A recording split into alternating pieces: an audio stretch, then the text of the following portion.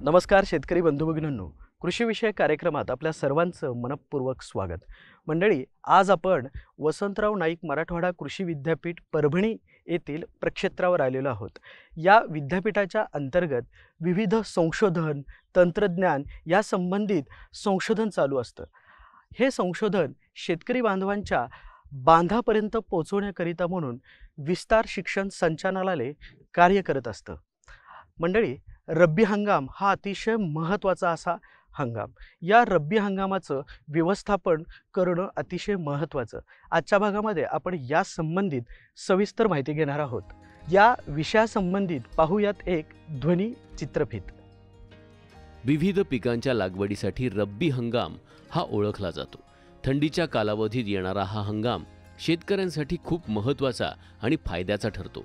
गहू, ज्वारी, हरभरा, करडई, जवस वगैरे सारख्या अनेक पिकांबरोबरच इतर भाजीपाला वर्गातील पिकं देखील या हंगामात घेतली जातात। पिकांच्या या वैविध्यामुळे शेतकऱ्यांच्या उत्पन्नाच्या स्रोतामध्येही वैविध्य येतं। या सगळ्या गोष्टींमुळे शेतकऱ्यांनी रब्बी हंगामातील पीक घेण्यासाठी सुव्यवस्थित नियोजन करणं आवश्यक आहे। पीक पेरणीमध्ये फेरपालट तसेच आंतरपीक पद्धतीचा वापर करणे ही त्यापैकीच एक महत्त्वाची गोष्ट। बागायती पिकांचं नियोजन करणं, त्याचप्रमाणे पाण्याचं व्यवस्थापन करणं, कीड रोग व्यवस्थापन करणं आणि पर्यायाने पिकांच्या गुणवत्तेवरही लक्ष केंद्रित करणं यासारख्या गोष्टी शेतकऱ्यांनी सांभाळल्या तर समृद्धीचं पाऊल फार दूर राहणार नाही। मंडळी, चित्रफितीवरतून आपल्याला विषयाची कल्पना आली असेलच। विषयासंबंधित सविस्तर मार्गदर्शन करण्याकरिता कार्यक्रमात सहभागी झालेले आहेत वसंतराव नाईक मराठवाडा कृषी विद्यापीठ परभणी येथील विस्तार शिक्षण विभागाचे संचालक डॉक्टर भगवान आसेवार। नमस्कार सर। नमस्कार। आपलं कार्यक्रमात मनपूर्वक स्वागत। धन्यवाद।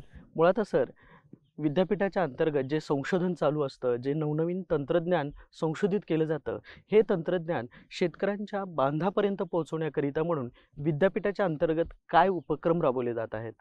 वसंतराव नाईक मराठवाडा कृषी विद्यापीठामध्ये कृषी विस्तार संचालनालय यामधून आपण आमच्या सर्व जिल्ह्यामध्ये कृषी विस्तार विद्यावेत्ता आहेत, त्यानंतर कृषी विज्ञान केंद्राचे जे प्रमुख आहेत, या सर्व मार्गातर्फे आपण कृषी विद्यापीठामध्ये जे काही संशोधन होते त्याचा प्रसार आपण शेतकऱ्याच्या शेतावर करत असतो।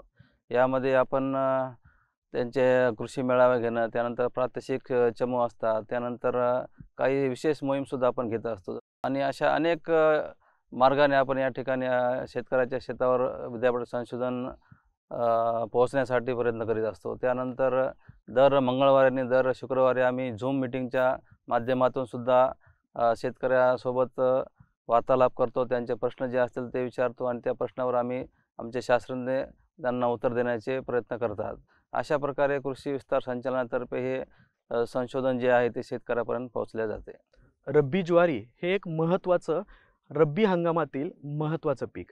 या पिकासाठी म्हणून आपण जमिनीची निवड कशी करायला हवी?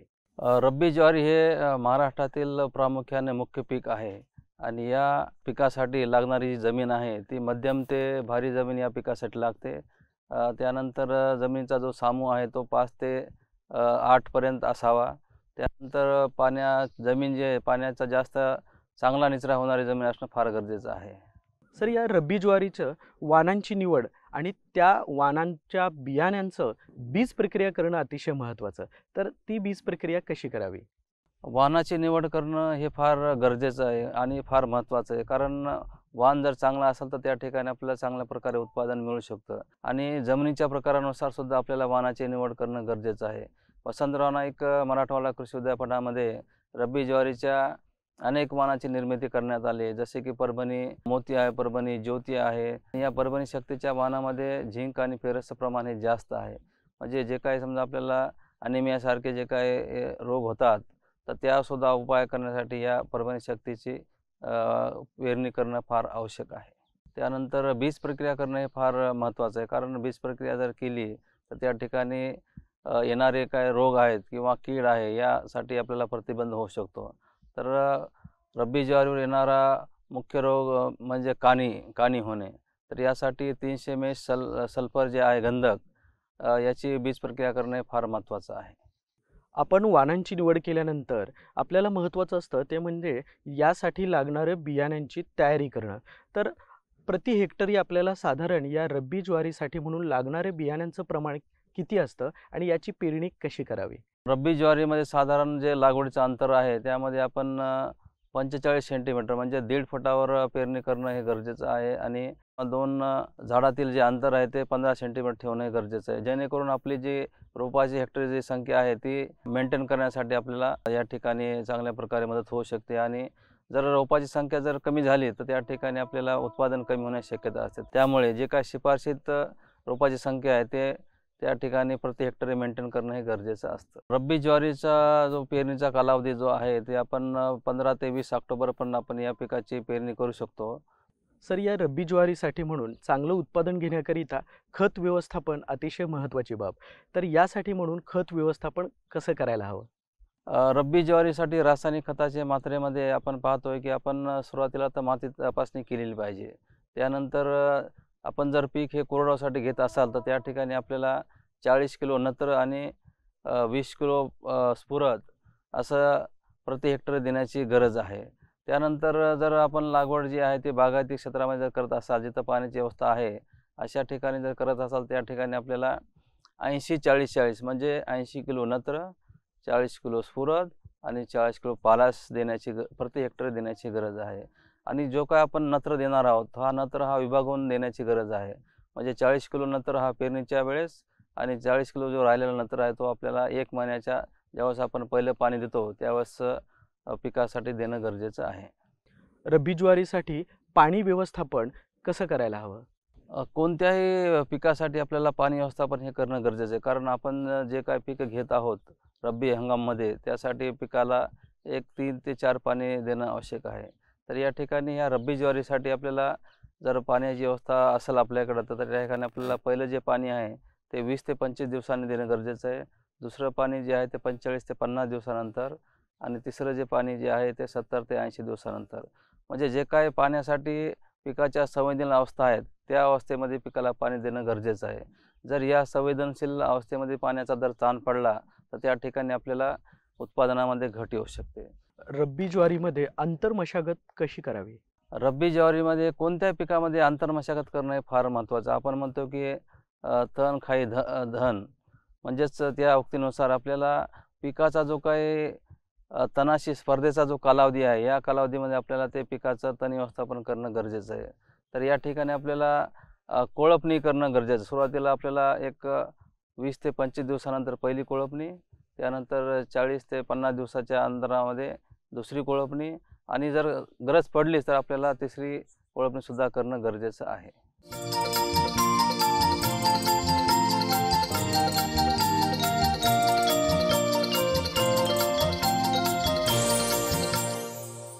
रब्बी हंगामातील महत्त्वाचं पीक हरभरा. या हरभरा पिकाची लागवड ही वेळेवरती होणं गरजेचं आहे. तर मग आपण लागवड करत असताना किंवा पेरणीची वेळ निश्चित करायची असेल तर ती कोणती असावी? हरभरा हे रब्बी हंगामातील फार महत्त्वाचं पीक आहे. आपण पाहतो की महाराष्ट्रामध्ये जवळपास 25 लाख हेक्टर क्षेत्रावर या पिकाची लागवड केल्या जाते. आणि यासाठी जमीन जर म्हटलं आपण तर मध्यम ते भारी जमीन असणं गरजेचं आहे. पाण्याचा योग्य निचरा होणारे, त्यानंतर चिबड किंवा चोपण जमीन या पिकासाठी निवड करू नये. त्यानंतर पेरणीची वेळ जर आपण म्हणू तर यासाठी कोरडवाहूसाठी जर आपल्याला पेरणी करायची असेल तर 15 ते जास्तीत जास्त 20 ऑक्टोबरच्या आत कोरडवाहू हरभरा पिकाची पेरणी करणं गरजेचं आहे. जर आपल्याला बागायतीमध्ये करायची असेल तर आपण जास्तीत जास्त 10 नोव्हेंबरपर्यंत या पिकाची पेरणी करू शकतो. हरभरा पिकाच्या पेरणीच्या अंतराबद्दल जर बोलायचं झालं तर त्या ठिकाणी आपल्याला जर आपल्याला पीक जे आहे ते कोरडवाहू परिस्थितीमध्ये जर पेरायचं असेल तर त्या ठिकाणी आपल्याला 30x10 म्हणजे 30 सेंटीमीटर जे आहे ते 2 ओळीतील अंतर आणि 10 सेंटीमीटर जे आहे ते 2 रोपातील अंतर ठेवणं गरजेचं आहे. जर हीच पेरणी आपल्याला बागायतीमध्ये करायची असेल तर त्या ठिकाणी आपल्याला 2 ओळीतील अंतर हे 45 सेंटीमीटर आणि 2 रोपातील अंतर हे 15 सेंटीमीटर ठेवणं गरजेचं आहे. ज्यामुळे की आपली हेक्टर रोपाची संख्या जी आहे ती मेंटेन होऊ शकते आणि आपल्याला चांगल्या प्रकारे उत्पादन मिळू शकतं. या हरभऱ्यासाठी म्हणून आपल्याला कोणकोणत्या वाणांची निवड करता येऊ शकते आणि वाणनिहाय बियाण्यांचं प्रमाण लागवडीकरिता म्हणून किती लागतं? आपण हरभऱ्यामध्ये देशी वाणाचा जर वापर केला तर त्यामध्ये आपल्याला बेडियन जे 97 म्हणजेच त्याला आकाश म्हणतो आपण, त्यानंतर विजय आहे, त्यानंतर मध्यम आकाराचे जे आहे समजा फुले विक्रम आहे, फुले विश्वास आहे, त्यानंतर काबोलीचा जर विचार केला तर काक 2 म्हणून एक पंजाबराव कृषी विद्यापीठाची वाहन आहे. त्यानंतर वसंतराव नाईक मराठवाडा कृषी विद्यापीठामध्ये सुद्धा काबोली वाहनावर संशोधन होऊन BDNJ 798 या वाहनाचा सुद्धा मोठ्या प्रमाणात वापर करणं गरजेचं आहे. की हरभऱ्यामध्ये 3 प्रकारचे बियाणे आहेत. एक तर देशी आहे, मध्यम प्रकारचे बियाणे असतात किंवा टपोऱ्या दाण्यावालं, ज्याला की आपण काबोली बियाणं म्हणतो. तर अशा वेगवेगळ्या प्रकारामध्ये आपल्याला बियाण्याचं प्रमाण जे आहे ते कमी जास्त वापरावं लागतं. जर आपण देशी वाणाचा जर हे केला तर त्या ठिकाणी आपल्याला हेक्टरी 50 ते 60 किलो बियाणं आपल्याला वापरावं लागतं हेक्टरी. त्यानंतर मध्यम आकाराचं बियाणं जर असेल तर त्या ठिकाणी आपल्याला 70 किलो प्रति हेक्टर बियाणं वापरणं गरजेचं आहे. आणि जे काही काबुली वाण आहेत त्या वाणामध्ये आपल्याला जवळपास 100 किलो बियाणं प्रति हेक्टरी वापरणं गरजेचं आहे. हरभरा पिकाचं चांगलं उत्पादन घेण्याकरिता म्हणून त्याचं व्यवस्थापन देखील उत्तमरित्या करणं गरजेचं. तर याकरिता म्हणून खत व्यवस्थापन आणि पाणी व्यवस्थापन कसं करायला हवं? कोरडवाहू पिकासाठी आपल्याला 20 किलो नत्र आणि 40 किलो स्फुरद वापरणं गरजेचं आहे. आणि जर आपण बागायती हरभरा पिकाची जर पेरणी केली असेल त्या ठिकाणी आपल्याला 25 किलो नत्र आणि 50 किलो स्फुरद आणि ज्या ठिकाणी पोटॅशियमची कमतरता आहे अशा ठिकाणी आपल्याला 30 किलो पोटॅशियम प्रति हेक्टरी वापरणं गरजेचं आहे. जस्त आणि गंधसुद्धा आपल्याला प्रति हेक्टरी 20 किलो हे वापरणंसुद्धा गरजेचं आहे. हरभरा पिकामध्ये पाणी व्यवस्थापन योग्य वेळी करणं हे फार आणि योग्य प्रमाणात करणं हे फार महत्त्वाचं आहे. कारण काय होतं समजा जर आपण जास्त पाणी दिलं, ज्या ठिकाणी भारी जमिनी आहेत त्या ठिकाणी जर जास्त पाणी दिलं तर त्या ठिकाणी आपल्याला मूळकुजी हा रोग होऊ शकतो. त्यामुळे आपल्याला पाण्याचे जे व्यवस्थापन आहे ते पहिलं पाणी जे आहे ते आपल्याला 25 ते 30 दिवसांनी देणं गरजेचं आहे आणि दुसरं जे पाणी आहे ते 45 ते 50 दिवसांनी देणं गरजेचं आहे. जेणेकरून पाण्याचा जास्त त्या ठिकाणी साचून राहील असं परिस्थिती निर्माण होऊ नये. पाण्याची जी काही डेप्थ आहे त्या ठिकाणी 5 ते 7 मॅक्झिमम असणं गरजेचं आहे. या हरभरा पिकामध्ये कोणकोणती पिकं आपल्याला आंतरपिकं म्हणून घेता येतात? हरभरा पिकामध्ये आपण जर पाहिलं असेल तर रब्बी ज्वारी आहे, करडई आहे किंवा जवस आहे या पिकाबरोबर आपण ती आंतरपीक पद्धती घेऊ शकतो. आंतरपीक पद्धती घेण्यामागचा मुख्य उद्देश म्हणजे काय, जे काय जमिनीमध्ये संसाधने जे आहेत म्हणजे नॅचरल रिसोर्सेसचा आपल्याला जास्तीत जास्त प्रमाणात वापर करून घेण्यासाठी कमीत कमी क्षेत्रामध्ये जास्तीत जास्त उत्पन्न मिळण्यासाठी ही आंतरपीक पद्धती महत्त्वाची आहे. रब्बी हंगामातील तेलबिया पीक म्हणून करडईची ओळख आहे. या करडईची लागवड करण्याकरिता हवामान कसं असावं आणि जमिनीची निवड कशी करावी? करडई पिकासाठी हवामान जे आहे ते थंड आणि कोरडं हवामान हे फार महत्त्वाचं आहे. आणि करडई पीक हे सुद्धा काही पाऊस असेल किंवा आर्द्रता जर वाढली तर त्या ठिकाणी हे फार संवेदनशील आहे. आपण जमिनीचा जर विचार केला तर त्या ठिकाणी आपल्याला या पिकासाठी मध्यम ते भारी जमीन, पाण्याचा योग्य निचरा होणारी जशी जमीन आपण निवडू शकतो. आणि दुसरी गोष्ट म्हणजे क्षारयुक्त जमीन जे असतात त्या जमिनीमध्ये सुद्धा आपण या पिकाची लागवड करू शकतो. या करडईची बियाण्यांची निवड आणि वाणांची निवड याबद्दल सांगावं. वसंतराव नाईक मराठवाडा कृषी विद्यापीठामध्ये करडईचे अनेक वाहनं विकसित करण्यात आलेले आहेत. त्यामध्ये परभणी 12 असेल, परभणी 48 आहे, परभणी 86 वाहन आहे किंवा परभणी 154 आहे, अन्नगिरी वाहन आहे. अशा अनेक प्रकारची वाहनं या ठिकाणी आपण निर्मिती करून त्या ठिकाणी जास्तीत जास्त शेतकरी शेतावर पोहोचण्यासाठी प्रयत्न केलेले आहेत. सर, या करडई पिकासाठी म्हणून लागणाऱ्या बियाणांचं प्रमाण आणि या करडईची पेरणी कशी करावी? करडई पिकासाठी बीज प्रक्रियेचा जर आपण विचार केला तर त्या ठिकाणी आपल्याला 22 टीन किंवा थायरम या बुरशीनाशकाचा प्रति किलो बियाण्यास 3 ग्राम याप्रमाणे आपल्याला बीज प्रक्रिया करणं गरजेचं आहे. प्रति हेक्टरी रोपाची संख्या योग्य ठरवण्यासाठी किंवा घेण्यासाठी किंवा असण्यासाठी आपल्याला बियाण्याचं प्रमाण जे आहे हे प्रति हेक्टरी 10 ते 12 किलो घेणं गरजेचं आहे. आणि पेरणीचा जर आपण विचार केला अंतराचा, तर या ठिकाणी आपल्याला 2 ओळीमधील अंतर द्यायचे 45 सेंटीमीटर ठेवून 2 रोपातील अंतर हे 20 सेंटीमीटर ठेवणं गरजेचं आहे, जेणेकरून प्रति हेक्टरी योग्य रोपाची संख्या आपल्याला मेंटेन करता येईल. या पिकाची पेरणी आपल्याला जर कोरडवाहूमध्ये करायची असेल तर 15 ते 20 ऑक्टोबरपर्यंत या पिकाची पेरणी आटपून घेणं फार गरजेचं आहे. आणि आपण जर बागायती करडईची पेरणी करत असाल तर त्या ठिकाणी आपल्याला 10 नोव्हेंबर, जास्तीत जास्त आपण 10 नोव्हेंबरपर्यंत आपण या पिकाची पेरणी करू शकतो. या करडई पिकामध्ये आंतरमशागत ही अतिशय महत्त्वाची आहे. तर ही आंतरमशागत कशी करावी? करडई पीक हे फार सेन्सिटिव्ह आहे आणि पिकाचा आणि तणाचा स्पर्धेचा कालावधी जर आपण पाहिला तर त्या ठिकाणी आपल्याला हे पीक जवळपास 35 ते 40 दिवसापर्यंत आपल्याला तण निवडीत ठेवणं गरजेचं आहे. तर यासाठी आपल्याला 1 ते 2 कोळपण्या, त्यानंतर 1 ते 2 खुरपण्या करणं हे गरजेचं आहे, जेणेकरून आपलं जे पीक आहे ते तणनियमित राहील. करडई पिकाचं चांगलं उत्पादन घेण्याकरिता म्हणून खत व्यवस्थापन, पाणी व्यवस्थापन कसं करायला हवं? खत व्यवस्थापनामध्ये आपल्याला माती तपासणी करूनच आपण खत व्यवस्थापन करणं गरजेचं आहे. जर आपण हे जर नाही केलं तर आपण काय होतं की जनरली आपण खत टाकत असतो, परंतु हे जर आपण माती तपासणी करून जर टाकलं त्या ठिकाणी योग्य आपल्याला प्रमाणामध्ये फायदा होऊ शकतो. जिरायती करडईमध्ये आपल्याला 40 किलो नत्र आणि 20 किलो स्फुरद प्रति हेक्टरी वापरण्याची शिफारस करण्यात आलेली आहे. त्यानंतर जर बागायती जर असेल तर त्या ठिकाणी आपल्याला 60 किलो नत्र आणि 40 किलो स्फुरद वापरण्याची गरज आहे. रब्बी हंगामातील तेलबिया पीक म्हणून करडईची ओळख आहे.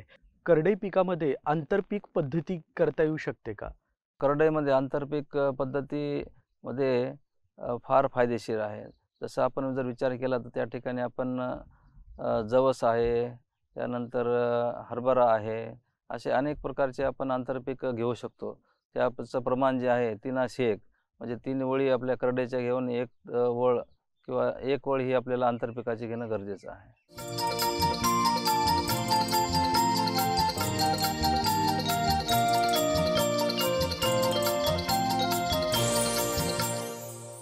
याच रब्बी हंगामातील जवस देखील तितकंच महत्त्वाचं पीक.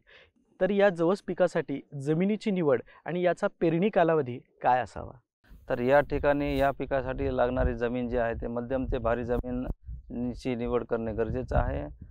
जवसाची पेरणी करण्यासाठी आपल्याला ऑक्टोबरचा पहिला आठवडा हा फार शिफारशीनुसार केलेला आहे आणि त्याच आठवड्यामध्ये जास्तीत जास्त आपण 15 ऑक्टोबरपर्यंत या जवसाची लागवड करू शकतो किंवा पेरणी करू शकतो. त्यानंतर आपल्याला जर बागायती पीक घ्यायचं असेल त्या ठिकाणी आपण 10 ते 15 नोव्हेंबरपर्यंत आपण या जवसाची पेरणी करू शकतो.